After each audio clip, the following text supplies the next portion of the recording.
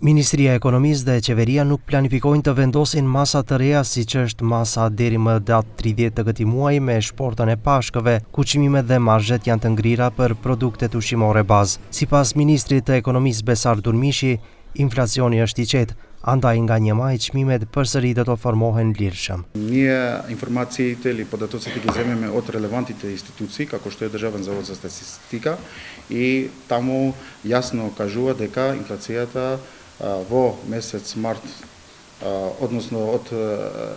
имаме не инфлација, туку дефлација за 1,3%,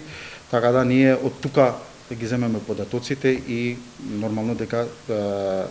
inflaciata e во stabilna faza. Por kjo është e saktë vetëm nëse shihet e dhëna nga muaji mars në krahasim me shkurtin e këtij viti, por nëse shihen edhe informacione tjera më relevante, për shembull për inflacionin për 3 muajt e parë në krahasim me periudhën e njëjtë vitin e kaluar, inflacioni është rritur për 4,2%, ndërsa nëse krahasohet muaji mars i vitit 2025 dhe mars i vitit 2024, inflacioni është 2,7%. Megjithatë, Durmishi la mundësi se nëse përsëri rriten çmimet e produkteve bazë, të intervenohet me masa të reja. Shtoi se edhe pse pjesa më e madhe e marketeve ishin kundër shportës së Ramazanit dhe shportës së Pashkëve dhe pohonin se do të kenë humbje, deri më tani askush nuk është ankuar në ministri. Deri më tani asnjë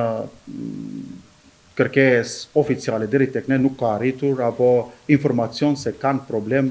marketet në realizimin e masës të cilën e ka sjell qeveria me propozim të Ministrisë së Ekonomisë dhe Punës. Ndryshe, duke filluar nga dita e premte më 18 prill, të gjithë shitësit me pakicë, pavarësisht nga madhësia e tyre, domethënë kompanitë e vogla, të mesme dhe të mëdha, përveç atyre me deri më 10 të punësuar, do të duhet të publikojnë çmimet e produkteve në webfaqet e tyre çdo ditë me së voni deri në orën 10.